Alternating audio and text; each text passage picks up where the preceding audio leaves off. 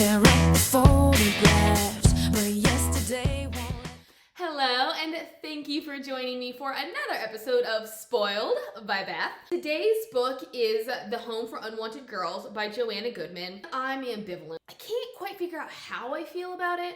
It's got a great premise, which basically surrounds Maggie, who gets pregnant at the age of 15, and then she gives up her baby Ellie, and from that point on, it shifts perspectives between the two, and it shows what Maggie is going through in the interim years or in the succeeding years, as well as what Elodie is experiencing growing up in the orphanage system. And it's interesting to me because I don't know why.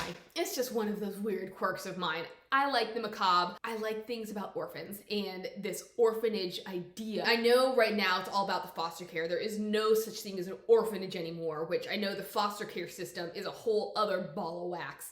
But there's just something to me about, and it's probably because I know, all kinds of different tracks here. One of my favorite shows is Cold Case. One of those cases was based off of The Boy in the Box, which this child was found dead in a cardboard box. Their take on it is he had once lived at this orphanage. He was an unruly kid. In order to try to maybe fix him so that he could get adopted, they gave him electroshock therapy and he died.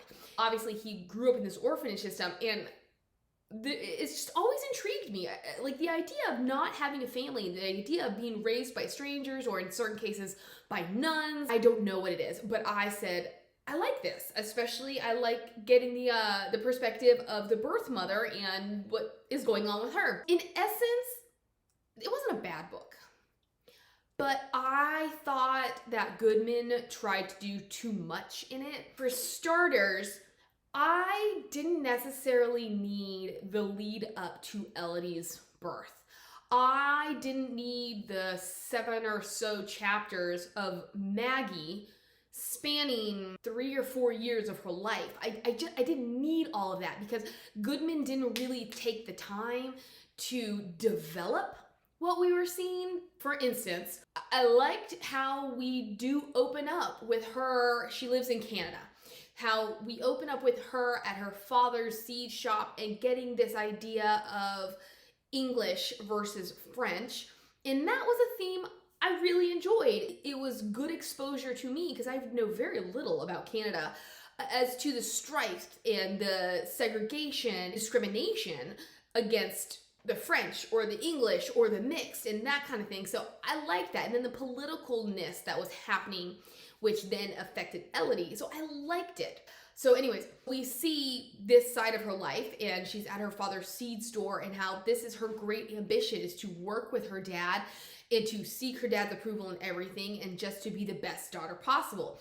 And then in walks this boy, this French boy, and her dad has always told her to stay away from French boys. It's obvious she has a thing for him, and then to see him and his sister stand up to her dad in a way because they are poor and they need seeds, but they don't have the money. So I liked this whole dynamic. I liked the introduction of these characters. But from there, I thought it went really fast. So the boy is Gabriel, and he is Maggie's love interest. The girl is his sister, Clementine. And let me also stop here and say, I thought that the narrator did a great job. I actually preferred her narration voices to her speaking voice. So when she spoke for characters, her French accent was so beautiful. And I thought she did an excellent job. But then when she herself was speaking, I thought it lacked a little something. But overall, I liked the narration. I thought she did a good job. Please forgive me because not French. Trying to study French, it's not easy for me. I can't, my tongue doesn't like it. So it's Clementine and Gabriel. We learn that Maggie's father is having an affair with her, and she's 19. Their parents are long gone. She is a divorcee in the 40s with a child, so she's a pariah.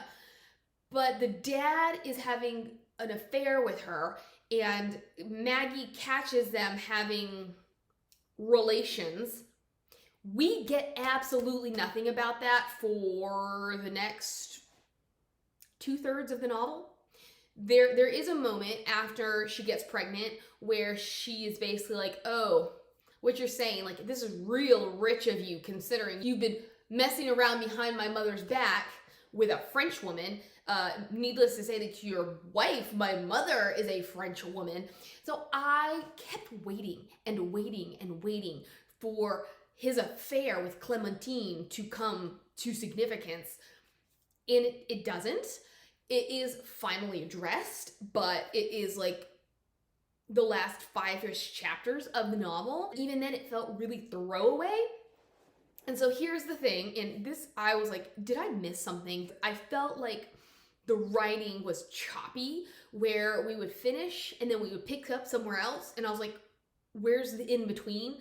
Such as this. We get these really rushed chapters, aging Maggie, and then there comes this point where Gabriel, during the summer months, works on the family farm. During the winter months, he goes, I think, to Montreal or somewhere, and he works at a factory. So he has now returned. She's walking home with her friend, and her best friend is like, hey, look. And as I've mentioned, Maggie has had the biggest crush on Gabriel. I don't really think anybody knows about it, but anyways, she still harbors this crush, and her friend says, hey, look, basically I have a date with him, and he is bringing a friend, and I need you to come with me. She does. Her friend and Gabrielle go off to fool around. Of course, his friend is like, hey, hey, hey. She does it in order to make him jealous. They are about to go home, and Gabrielle, who is completely stoic, we get nothing from him. And I'm totally expecting this because I want it. I want them to get together. He's like, oh, hey, how about I take Maggie home because we're neighbors and we're going to the same place, and you guys can, ride together and you can take the friend home. The friend doesn't like it, and Maggie is like elated inside. So they get home, and all of a sudden he's like, I like you, Maggie. I want you. She reciprocates. And the next thing I know, literally, the next chapter/scene, they're sleeping together. Did I miss something? Did some of my tracks get deleted? Like, what happened to get from A to Z? Even his revelation to Maggie about his feelings, while I wanted it to happen, I thought it happened way too fast. There was no buildup. Upon reflection, there is an instance where she and her sister get caught in the rain. He and his sister pick them up in their truck, and you get the sense that he's really tense about something. So, okay, let's think maybe he's tense because he's squished up next to Maggie in the cab of this pickup truck. But what we know of him by that point, he's not a nice guy. He's really brusque. He's kind of mean. It's this thing of, is he battling his feelings for her and he's having to be squished up next to her? Or is he just a really rude dude who, I don't know, likes to clench his jaw? It's great that it goes both ways, but at the same time, we get very little of him to think that he does like Maggie, and then all of a sudden he reappears and he ignores her while he goes and he fools around with her friend, and then he's like, oh, let me take you home and declare my love for you. We don't see any dates. We open up with them on a date, after which she sleeps with him in the cornfield. That is what you get a lot of, and it was something that I was hoping once we got to Elodie that it would slow down some. It doesn't, and that's what I mean when I say she's trying to do too much. I think by having two perspectives, she did too much, or even by having kind of this prologue of, here's Maggie, here's her love interest, here's how they get together. I didn't necessarily need that, but getting into not really some spoilers here, but some things that complicate the situation, yet are also a little rushed. Her parents, or her dad in particular, doesn't want her Gabrielle.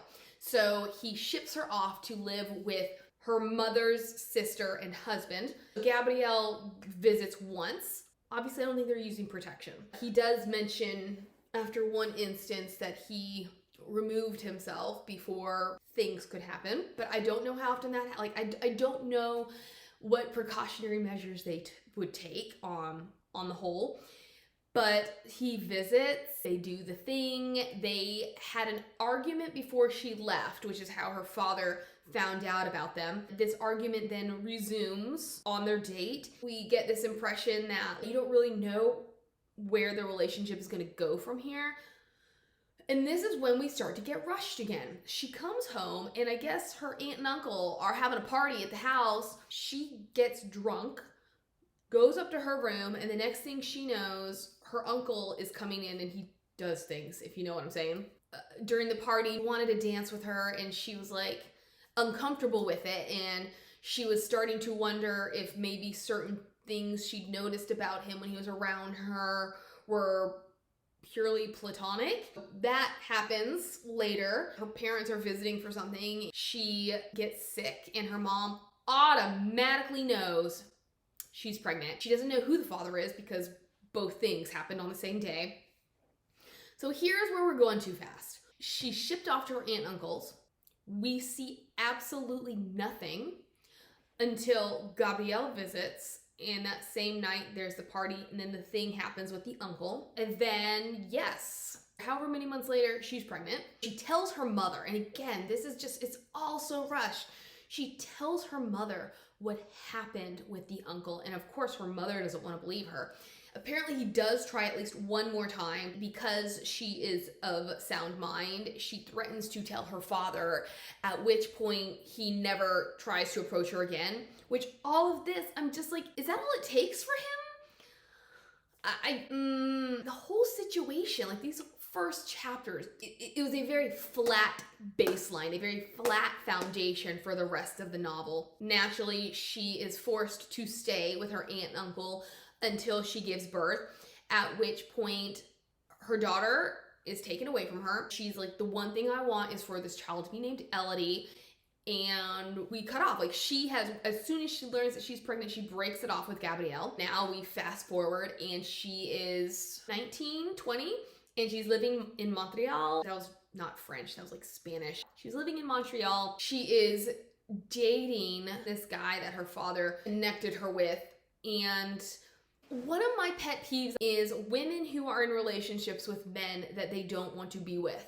Because there was so much lack of foundation. I could understand why she would want to be with him. Because her father growing up was like, one, no Frenchmen. Two, you need to be with an Englishman because they have the education, they have the drive, they have the job, they can take care of you. So I could see on many levels why she would want to be with this guy, which, can I say before I forget? I don't know if it's in the actual copy or if it's just the narration. The narrator calls him by the wrong name. She calls him Roger. So I was like, who's Roger?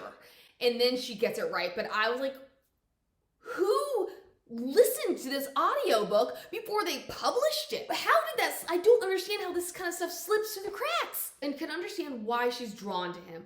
For one, things went sideways with Gabriel. This person will obviously be able to take care of me. Also, he's approved by my dad, so I can understand that reasoning. But you don't really know why she's with him. You can tell there's no passion there. It is like she's trying to convince herself that this is the guy for her. We have some Elodie chapters, which Elodie was stronger for me. And from the reviews I read, they agreed. It wasn't that Maggie's perspective is bad. The book's not bad. It's just not amazing. I bought it as an ebook. I think it was like $3. I wish I hadn't bought it. It's one of those things that it was a waste of my money because it lacked a lot of development and it lacked that pull for the majority of that book to make me say this is something I'd read again. Anyways, when we come back and Maggie's married, mind blown. I thought they were still dating or they were still like maybe engaged. And the next thing I know, they're going home together. She's taking her shoes off and he's talking about having kids. And I'm like, oh, they're married. I think overall, in terms of audiobook to audiobook, that was a fail. It wasn't always clear the passing of time. It was clear, we're moving from Elodie to Maggie, but I just felt like sometimes I had no clue where I was. Maybe I didn't always give it my 100% attention. So it's possible the author did include dates.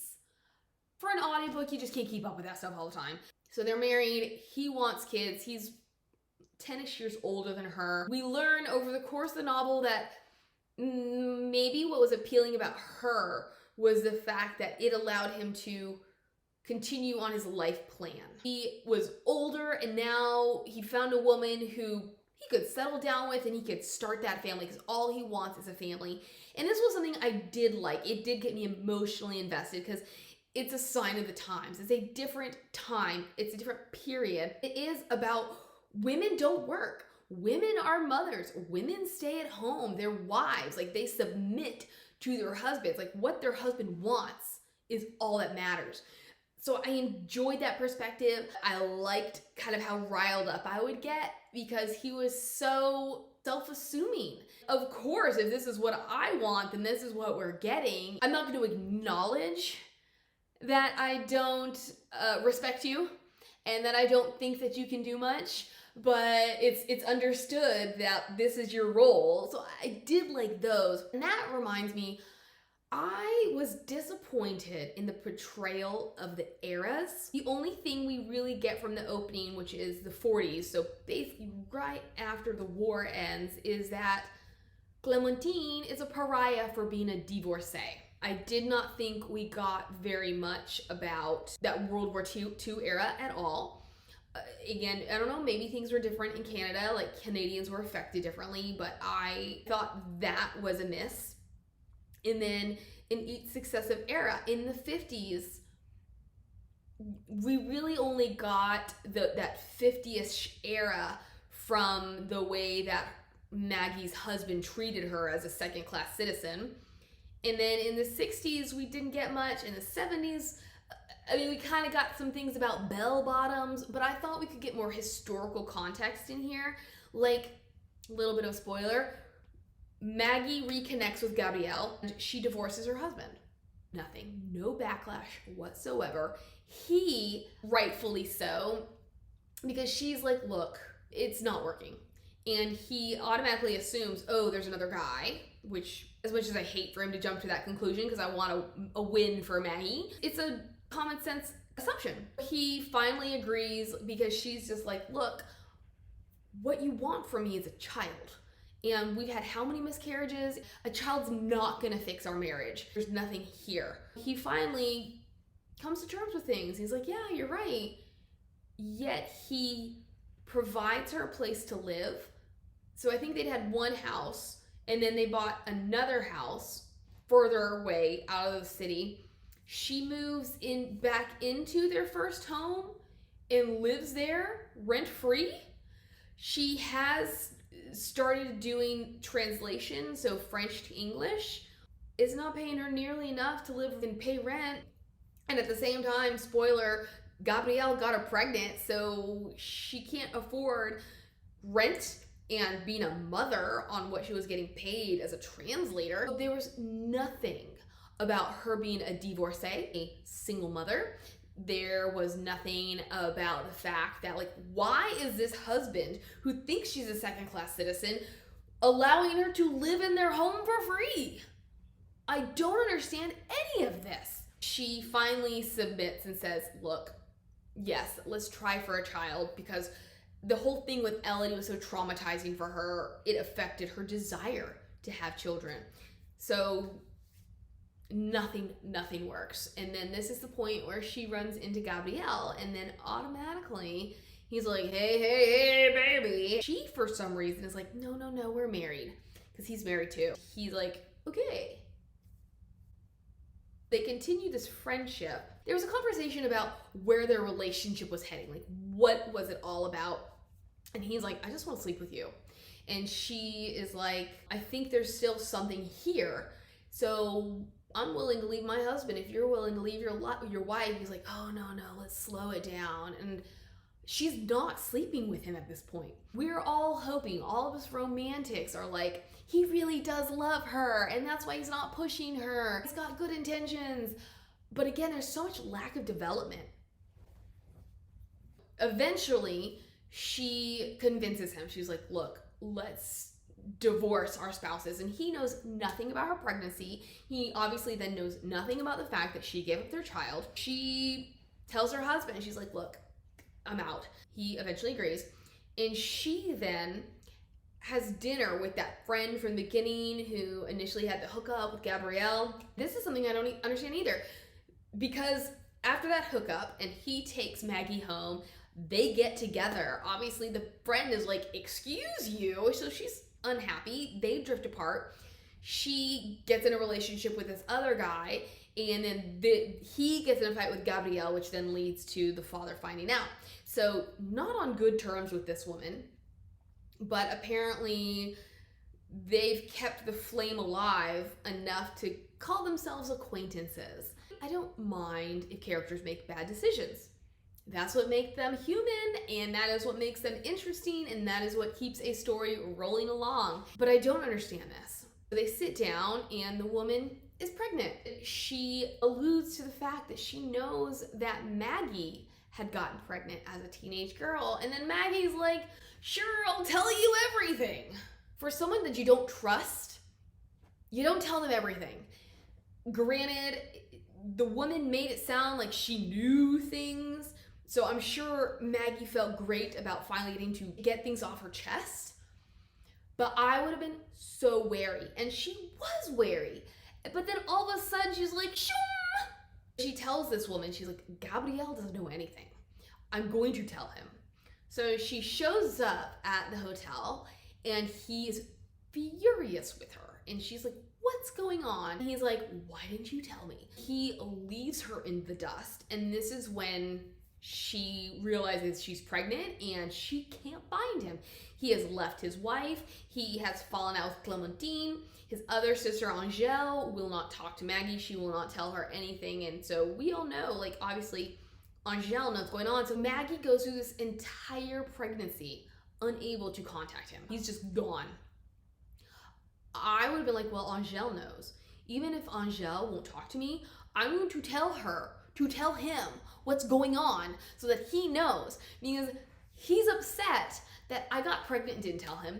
He's upset that I also gave that baby away. Now he has left me in the dust while I'm pregnant with another child. So who's really to blame here?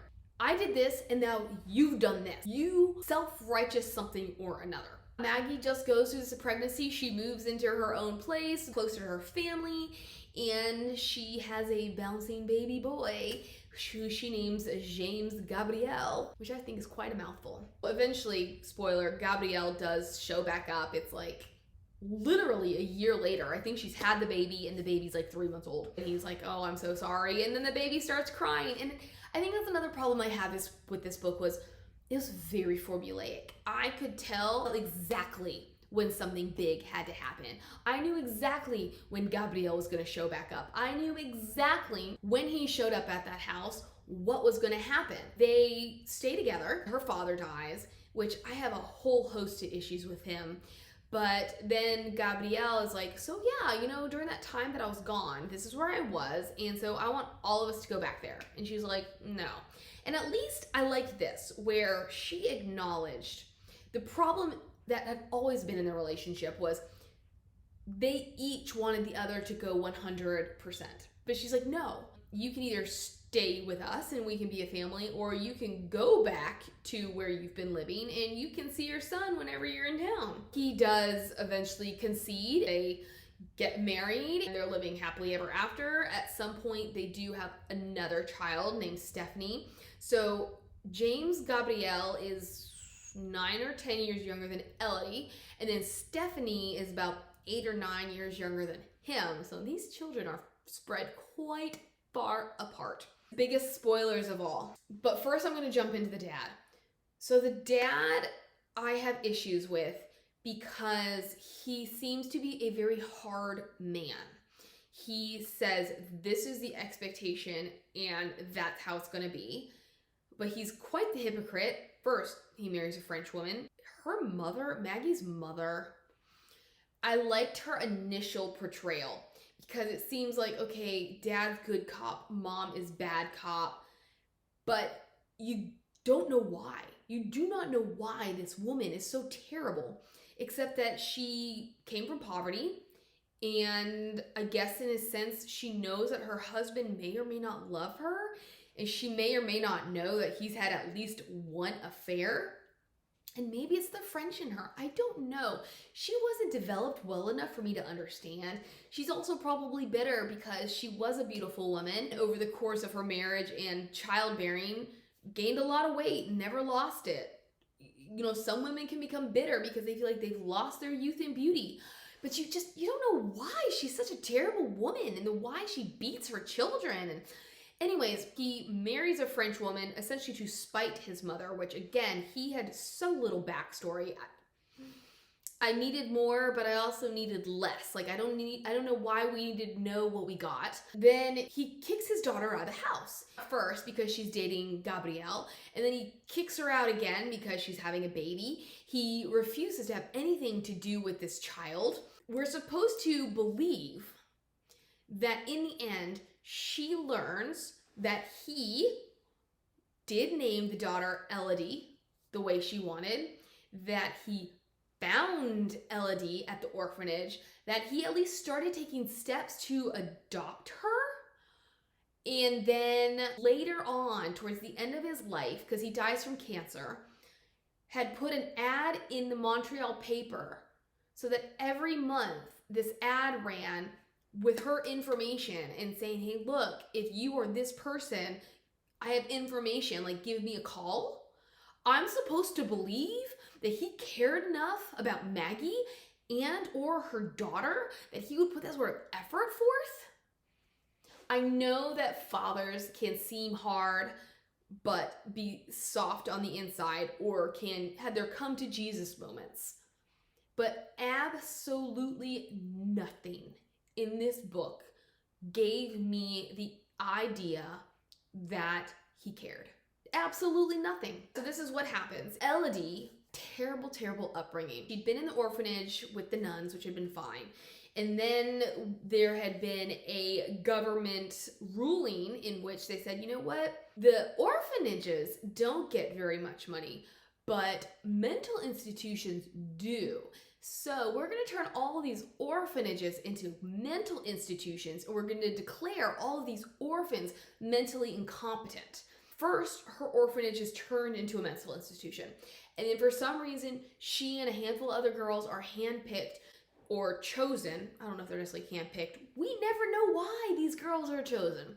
But then they are shipped off to another mental institution, which may or may not have been an orphanage at first, but in any case, the nuns are 8 million times worse, and it is a terrible existence. She has a lot of anger, and her roommate, who had also been at that orphanage, says, look, why don't you write your story, give it to the newspaper? She does this, and Clementine reads the article and calls Maggie, and is like, look, I think this girl might be your daughter. Nothing, absolutely nothing comes of it.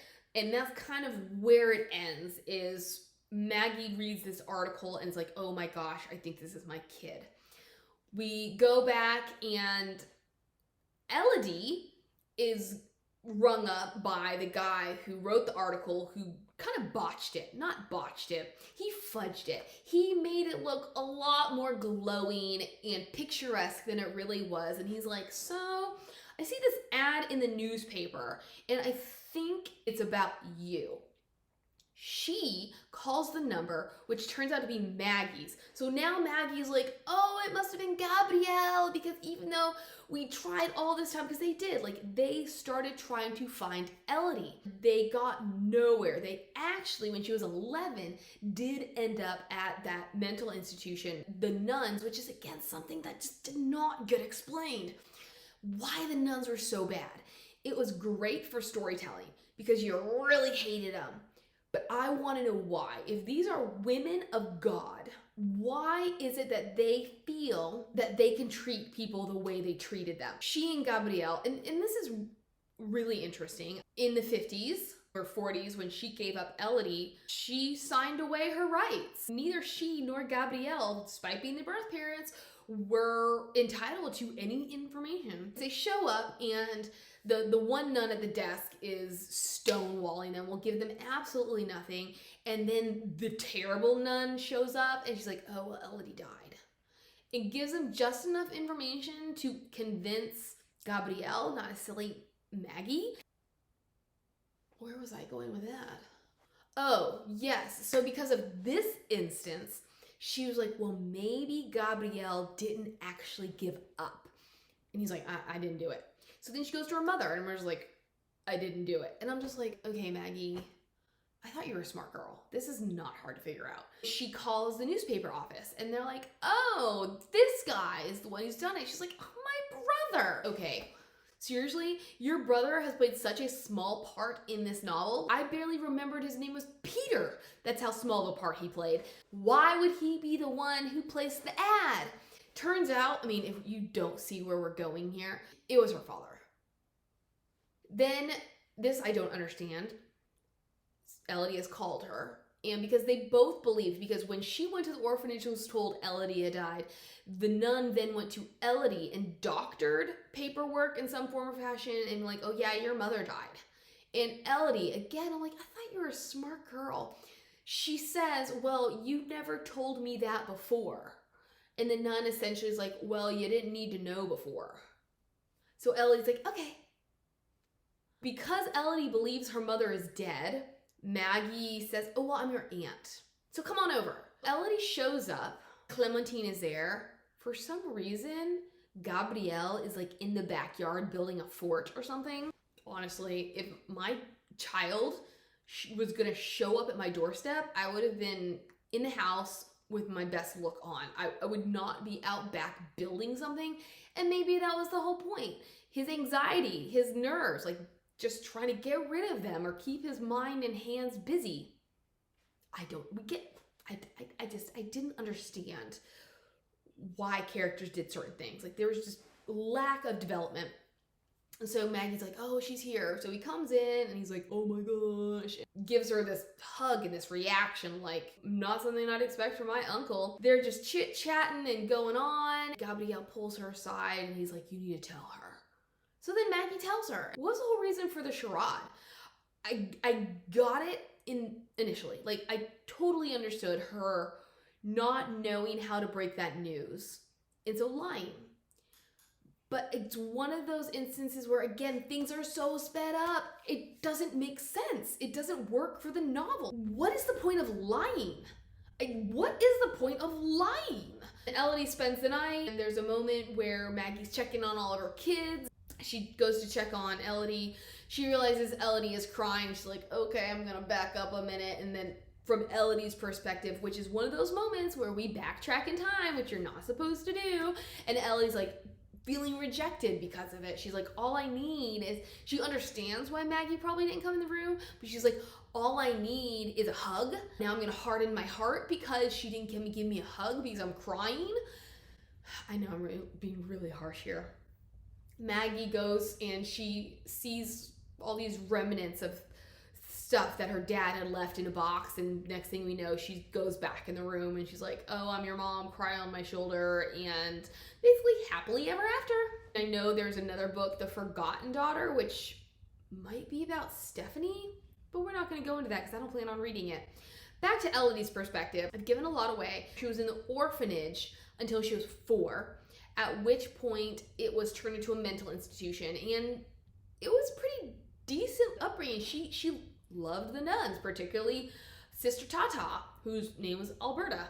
She loves to color, and she loves fantasizing about a family, about her family, about the fact that her mother is going to come get her one day. Is it change of vocation day, which I don't know what that means. I guess that's a Canadian thing. That is when we see that the orphanage is now a mental institution, bars are put up, crazy people are brought in. She's interviewed by a doctor, I think, and because she's never seen a TV or a wallet or things, like, this is what allows him to declare her mentally incompetent, but she is not. So she is basically just a maid. She's there to clean up after patients. She's there to take care of the patients. And then one night, Sister Tata comes and is like, hey, we're going. And she's like, but what about my best friend? And she's like, nope, she's not coming. She's like, what about my doll? She's like, nope, can't bring that.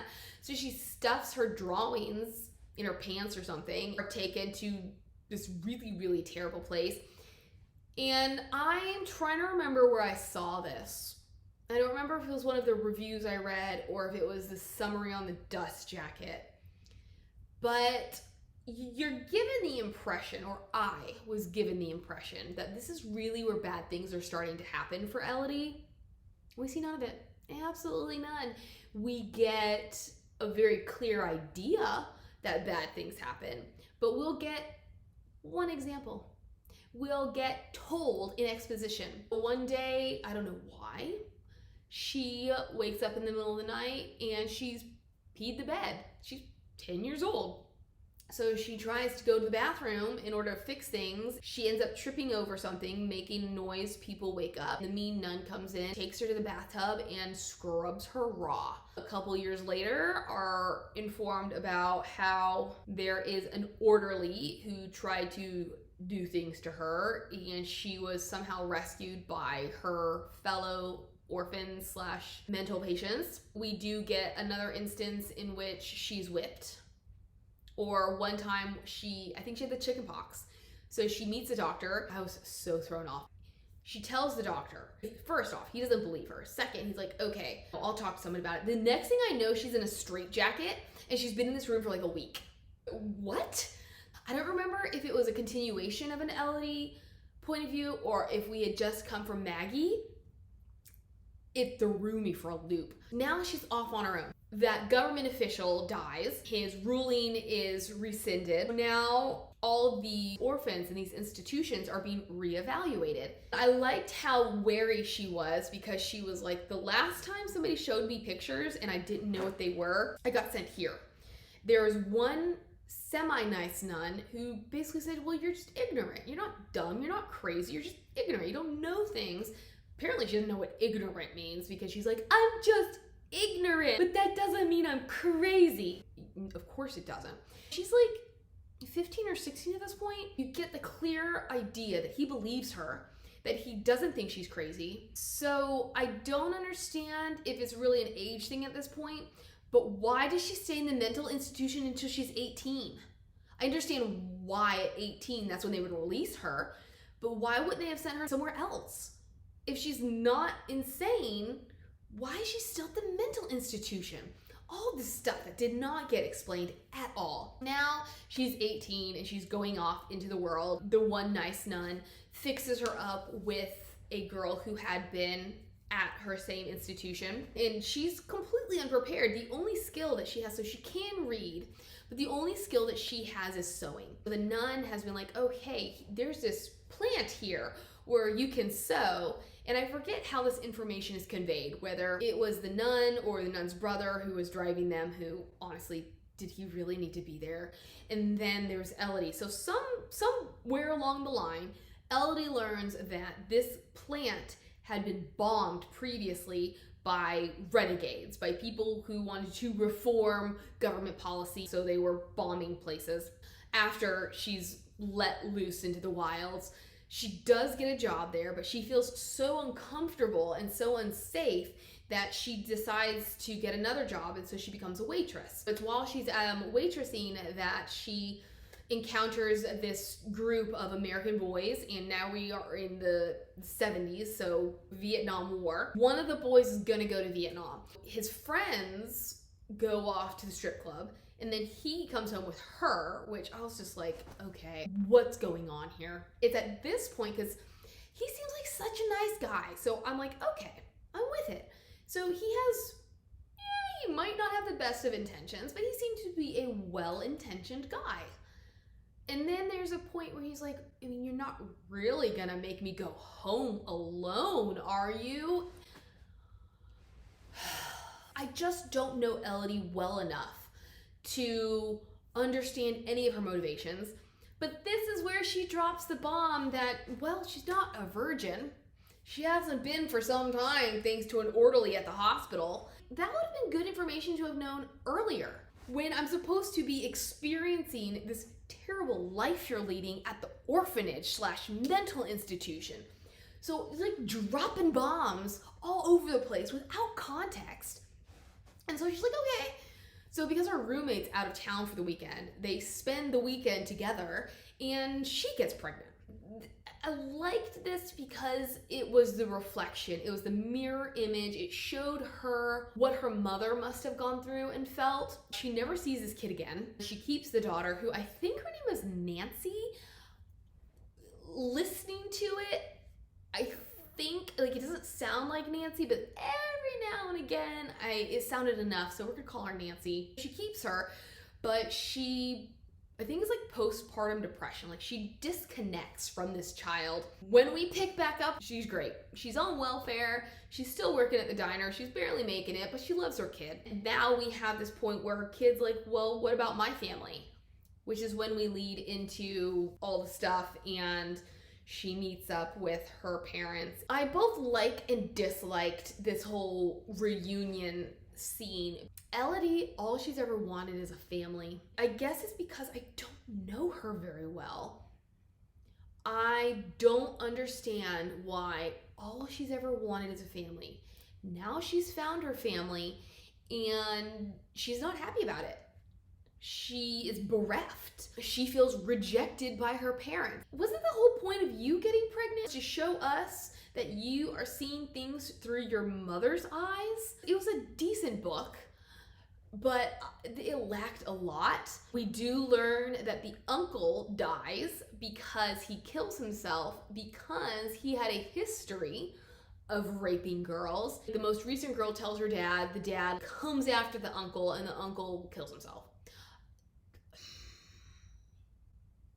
Eventually it came back around, but it was such a huge moment that it needed more than it got. This is a huge statement that Goodman is making, and we get nothing. Even the fact that Maggie doesn't know who fathered her child. There's nothing about that. It's just unclear until Elodie pops up as a 4-year-old and it's clear. What's the whole point of having these two men do things at the same time so we don't know who the father is, only for it not to matter? Like, it didn't play a big part into Maggie trying to find her child. She basically had nothing to do with her aunt and uncle from then on.